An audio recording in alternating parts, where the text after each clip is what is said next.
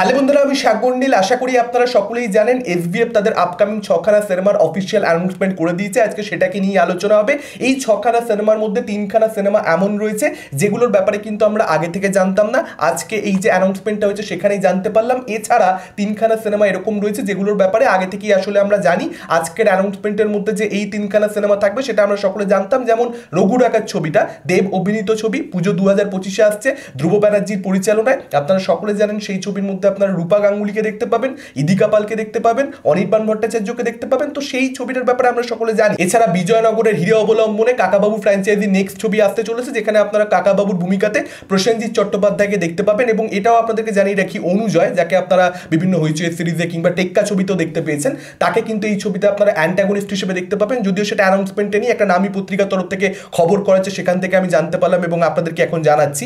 চন্দ্রাশিস রায় কিন্তু এই ছবি পরিচালনার দায়িত্ব সামলাবেন, সেটা আপনাদেরকে আমি আগেই জানিয়েছি। তো এই ছবিটা আমি আপনাদেরকে বলেছিলাম, আমি অনুমান করছি যে ডিসেম্বর 2025 অর্থাৎ ক্রিসমাস উইকেন্ডে মুক্তি পাবে। ঠিক সেই জিনিসটাই কিন্তু হতে চলেছে। মেকাররা যদি অ্যানাউন্সমেন্ট করেছে ডিসেম্বর 2025, পরিষ্কার বুঝতে পারা যাচ্ছে ডিসেম্বরে অন্য কোনো সময় আসবে না, তারা ক্রিসমাসের সময় ছবিটাকে মোস্ট প্রবাবলি আনতে চলেছে। কিলবিল সোসাইটি, পরমরোল চ্যাটার্জি এবং কৌশানী মুখার্জি অভিনীত আপকামিং বাংলা সিনেমা, সৃজিত মুখার্জির পরিচালনা। আপনারা সকলেই জানেন হেমলক সোসাইটির কাইন্ড অফ সিকুয়াল বলা চলে এই ছবিটাকে। এই ছবিটা কবে আসবে, রিলিজ ডেটটা কিন্তু অফিসিয়ালি আজকে অ্যানাউন্সমেন্ট হয়ে গেল। 10ই এপ্রিল কিন্তু এই ছবিটা আসতে চলেছে। খুব কম সময়ের মধ্যে কিন্তু অ্যাকচুয়ালি এই ছবিটা শুটিং কমপ্লিট করা হচ্ছে এবং খুব কম সময়ের মধ্যে পোস্ট প্রোডাকশনের কাজ করে এই ছবিটা কিন্তু রিলিজ করে দেওয়া হচ্ছে।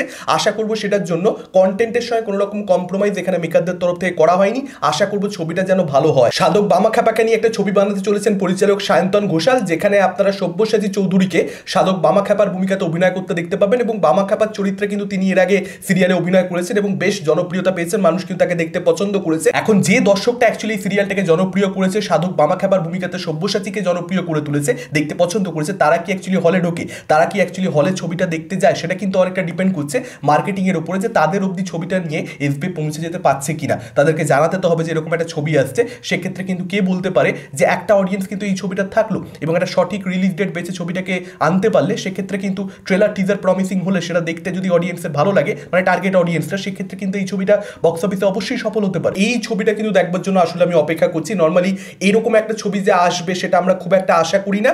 এরকম একটা ছবির অ্যানাউন্সমেন্ট আজকে হবে এটা কেউ ভাবছিল না। তো এইটা কিন্তু কোথাও একটা শকিং ছিল এবং এই ছবিটার দিকে আমি তাকিয়ে থাকছি।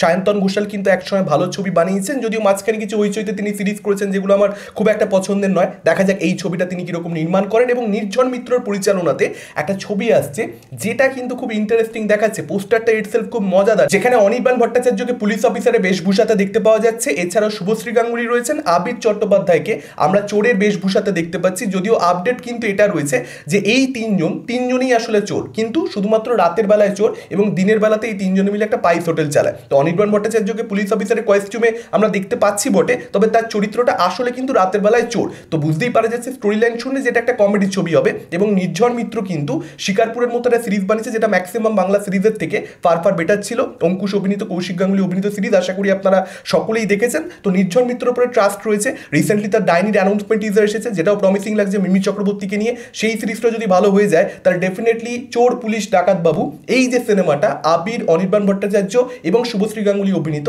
সেই সিনেমাটার উপরে কিন্তু আরও কোথাও একটা ট্রাস্ট বাড়বে বা এক্সপেকটেশন বাড়বে।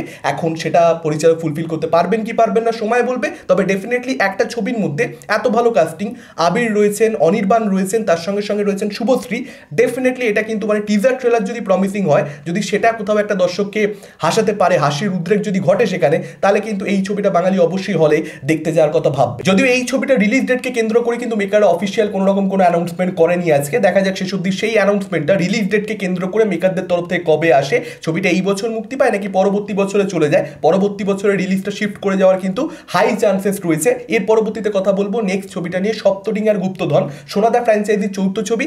সেই ছবিটারও কিন্তু রিলিজ কবে হবে সেটাকে কেন্দ্র করে মেকাররা আজকে কোনো অ্যানাউন্সমেন্ট করেনি। এই ছবিটা কখনো না কখনো এসবিএফ যে করবে, বিশেষ করে এর আগের পার্টটা এত বড় কালেকশন করেছিল দুর্গাপুজোতে, ডেফিনেটলি আমরা জানতাম যে এই ছবিটা কোনো না কোনো সময় আসবে। সেটার অ্যানাউন্সমেন্ট আজকে কিন্তু হয়ে গেছে। যদিও রিসেন্ট সময় কিন্তু সোনাদা ফ্র্যাঞ্চাইজির এই ছবিটা যে আসবে সেটার ব্যাপারে কোনো নামী পত্রিকার তরফ থেকে খবর আগে থেকে করা হয়েছিল, সেরকম ব্যাপার কিন্তু একেবারেই নয়। সোনাদা ফ্র্যাঞ্চাইজি আবির চট্টোপাধ্যায় ছাড়া ভাবা যায় না। সোনাদা ফ্র্যাঞ্চাইজি মানেই সে থাকবে, তার প্রত্যাবর্তন তো হচ্ছে, তার সঙ্গে সঙ্গে ঈশা সাহা থাকছেন, অর্জুন চক্রবর্তী থাকছেন, অর্থাৎ সেই ট্রায়োকে কিন্তু বাঙালি দর্শক আরও একবার পেতে চলেছে। এবং সোনাদা ফ্র্যাঞ্চাইজির একটা স্টেডি অডিয়েন্স রয়েছে, যারা সোনাদার ছবিগুলো দেখতে পছন্দ করেছে এত এত বছর ধরে, তারা ডেফিনেটলি অ্যানাউন্সমেন্টে খুব খুব খুশি হবে এবং আশা করছি যে মেকাররা কিন্তু এই ছবিটার বাজেট আর একটু বড় করবে।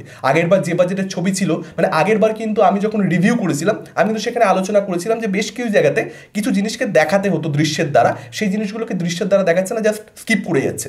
মানে একটা আবির চট্টোপাধ্যায়ের অ্যাক্সিডেন্ট হতে চলেছে বড় সড়ো, একটা রিস্ক সে নিচ্ছে কাউকে বাঁচানোর জন্য, এবং আমরা হঠাৎ করে তার পরের দৃশ্যটা দেখছি আর কি, মানে ওই জায়গায় স্কিপ করে দিয়েছে। তো সেটাকে দেখালে তখন ছবিটা দেখতে কোথাও একটা, মানে এখন কিন্তু বাইরের ছবি সেই জায়গাতে পৌঁছে গেছে, হিন্দি ছবি বা সাউথের ছবি সেই জিনিসটা বাংলা ছবি, আশা করছি এবার সোনাদা ফ্র্যাঞ্চাইজির ছবিতে সব দিক থেকে সেরকমভাবে খরচা করে ছবিটাকে নির্মাণ করা হবে। এত বড় কালেকশন যখন হচ্ছে সেই দায়টা কিন্তু কোথাও একটা মেকারদের ওপরে বর্তায় যে তারা ছবিটাকে, এই ফ্র্যাঞ্চাইজিটাকে অ্যাকচুয়ালি নেক্সট লেভেলে নিয়ে যাওয়ার চেষ্টা করবে। দেখা যাক ছবিটা কখন মুক্তি পায়।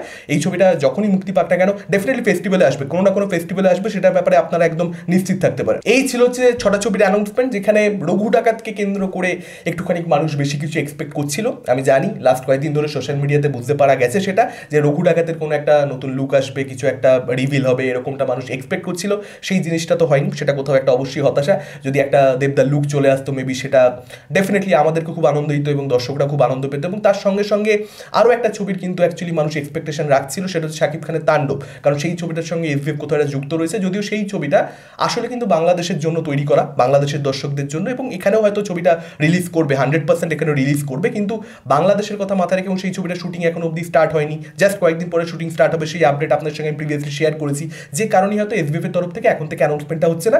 সেই অ্যানাউন্সমেন্টটা হয়তো পুরোটাই চরকির উপরে ডিপেন্ড করছে তারা আফটার কবে করবে, এবং শাকিব খানের বরবাদ ছবিটা আসছে তার আগেও তার পরের ছবিটা যদি অ্যানাউন্সমেন্ট হয়ে যায়, মানে সেটা ডেফিনেটলি কোথাও একটা শাকিব খানের জন্য প্রবলেমেটিক হবে। শাকিব খানের বরবাদের টিজার জাস্ট গতকালই মুক্তি পেয়েছে, পুরো ফোকাসটা তার এখন বরবাদের প্রমোশনে, এর মধ্যে তাণ্ডবের অ্যানাউন্সমেন্ট হয়ে যাওয়াটা এটা খুব একটা সঠিক নয়। মানে যদি অনেকটা আগে অ্যানাউন্সমেন্ট করা যায়, বরবাদ রিলিজ হচ্ছে যে মাসে, তার 4-5 মাস আগে তাণ্ডবের অ্যানাউন্সমেন্টটা হয়ে যাচ্ছে, তাহলে সেটা প্রবলেমের বিষয় নয়। কিন্তু বরবাদের মুক্তি তো জাস্ট কয়েকদিন পরে, এরকম সময় সেটা খুব একটা ঠিক জিনিস নয়। আমরা এর আগে দেখতে পেয়েছিলাম যে তুফানের অ্যানাউন্সমেন্টটা যে সময় হয়েছে তার ঠিক কয়েকদিনের মাঝখানেই রাজকুমার ছবিটা মুক্তি পাচ্ছিল, তো সেটার জন্য রাজকুমারের কোথাও একটা প্রবলেম হচ্ছিল, কারণ রাজকুমার সঠিকভাবে প্রমোশন করছিল না। তো সেই জিনিসপত্রগুলো হয়তো এখানে ভাবনা চিন্তার মধ্যে রয়েছে, এবং পুরো জিনিসটাই হয়তো এখানে চরকির হাতে রয়েছে যে তারা কবে আফটার অ্যানাউন্সমেন্টটা করবে তাণ্ডব ছবিটা, সেটা হয়তো বরবাদ রিলিজের কয়েক সপ্তাহ পরবর্তীতে আমরা পেয়ে যাবো, অর্থাৎ অ্যানাউন্সমেন্টটা তাণ্ডবের। এবং হইচইয়ের এবং হইচই স্টুডিওজের কিন্তু বেশ কিছু প্রজেক্টের অ্যানাউন্সমেন্ট হয়ে গেছে, সেটাকে নিয়েও কিন্তু আমি আলাদা করে ভিডিও করব। একটা ভিডিওর মধ্যে আজকে এত অ্যানাউন্সমেন্ট অ্যাকচুয়ালি করা হয়েছে